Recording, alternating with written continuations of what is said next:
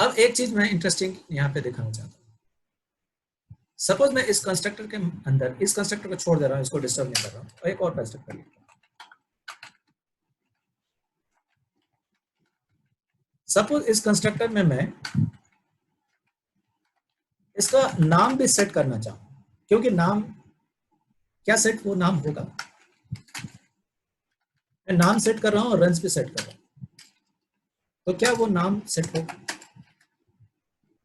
Name is equal to n, runs is equal to 1. Will this work? तो इस code को चलाने के लिए हमारे पास सपोज यहाँ पे नीचे हम लोग इस पार्ट को फिलहाल थोड़ी देर के लिए हम लोग कमेंट आउट कर दे रहे हैं, इस पूरे हिस्से को, ये ना चले। और हम लोग एक और यहाँ पे क्रिकेट प्लेयर का एक ऑब्जेक्ट बना रहे हैं,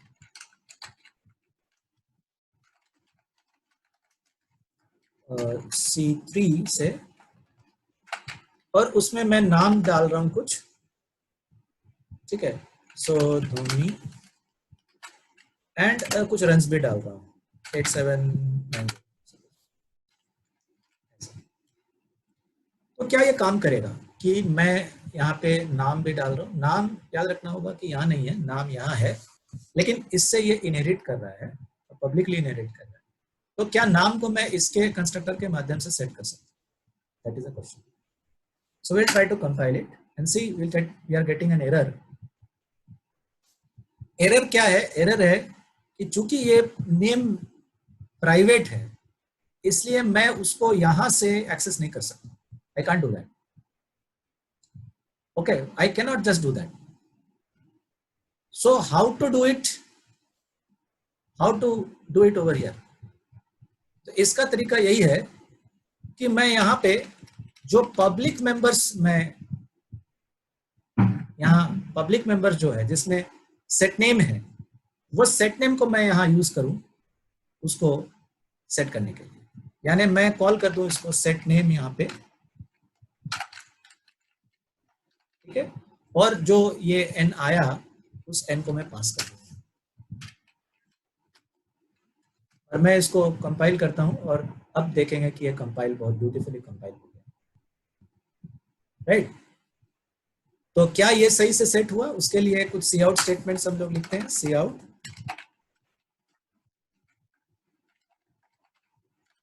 name of C3 is C3 dot get name, and runs of C3 is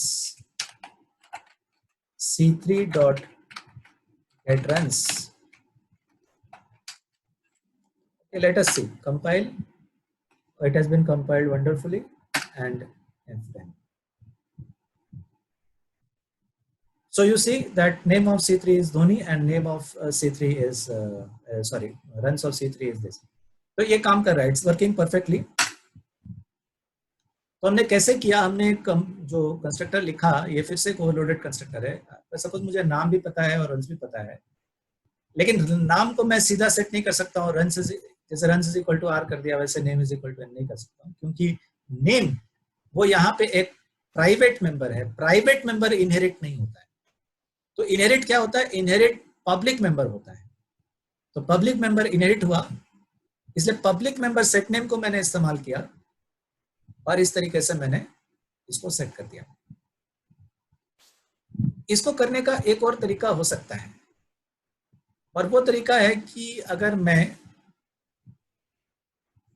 यहां पे एक कंस्ट्रक्टर लिखूं इस क्लास के लिए, और उस कंस्ट्रक्टर को इस कंस्ट्रक्टर के अंदर कॉल कर दूं, तो भी वो हो सकता है, क्योंकि कंस्ट्रक्टर लिखना और मेथड लिखना, फंक्शन लिखना लगभग एक ही बात है। कंस्ट्रक्टर भी एक किस्म का पब्लिक फंक्शन ही है, बस उसका सिंटैक्स थोड़ा अलग है, और उसका कोई रिटर्न टाइप नहीं होता है, और उसका एक स्पेसिफिक पर्पस है कि वो ऑब्जेक्ट जब बनता है उसी समय वो वेरिएबल्स को इनिशियलाइज कर देता है। तो ये उसका पर्पस होता है, ठीक है। तो ये हमारा इनहेरिटेंस का। अब हमारे पास क्वेश्चन में एक और बात कहा गया है, और वो कहा गया है कि हम लोग डिस्ट्रक्टर्स भी लिखें। ठीक, तो हम लोग डिस्ट्रक्टर्स लिखते हैं। तो सबसे पहले हम लोग इसका डिस्ट्रक्टर लिखते हैं क्रिकेट प्लेयर का, जिसका कंस्ट्रक्टर हमने लिखा है। तो डिस्ट्रक्टर मैंने पहले ही बताया था कि डिस्ट्रक्टर कैसे लिखते हैं। क्रिकेट प्लेयर, ये हो गया हमारा डिस्ट्रक्टर, और इसके अंदर मुझे डिस्ट्रक्टर को लिखना है।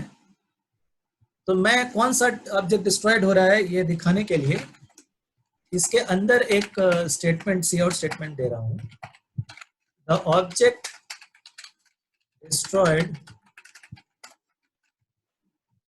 या नाम से देते हैं इसमें gate name. Okay, gate name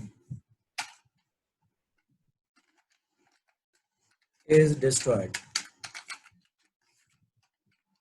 तो जो ऑब्जेक्ट डिस्ट्रॉयड हो रहा है उसका करस्पॉन्डिंग जो नेम है वो दिखाएगा इज डिस्ट्रॉयड।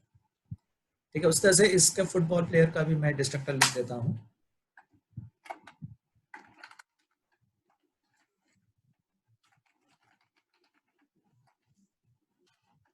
और उसको भी सिमिलर फैशन में एक से आउट स्टेटमेंट में दे देगा।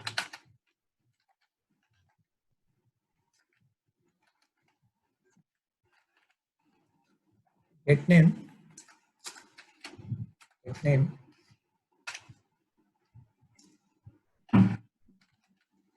is destroyed। इन्वर्टेड कॉमा है ना।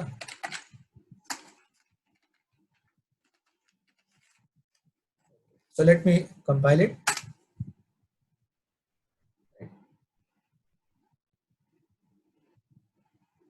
ये होना चाहिए ना, नाम वही होना चाहिए।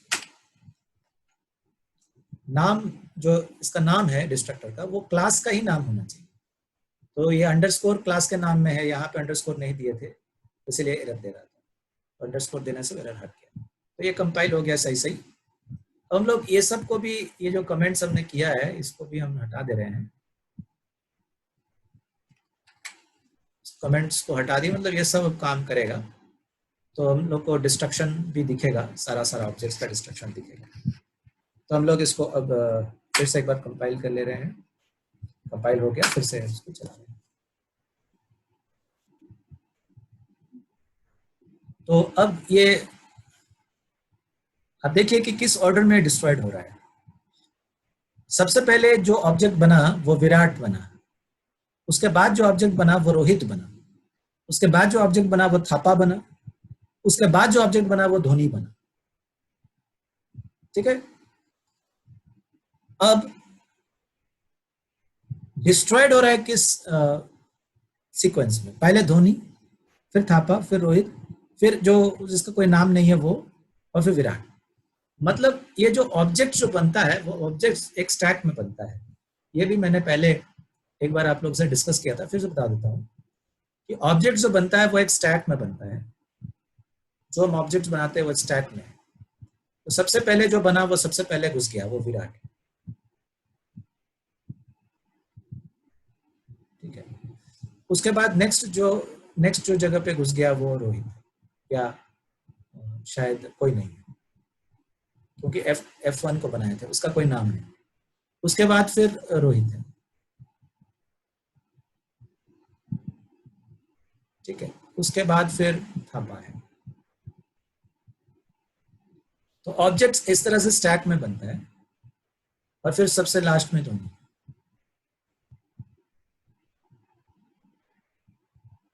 ठीक है, तो अब जब ये ऑब्जेक्ट्स जब बन गया और ऑब्जेक्ट्स का जब यूज खत्म हो गया, तो डिस्ट्रक्टर क्या करेगा, मेमोरी से उसको ऑब्जेक्ट्स को हटा देगा।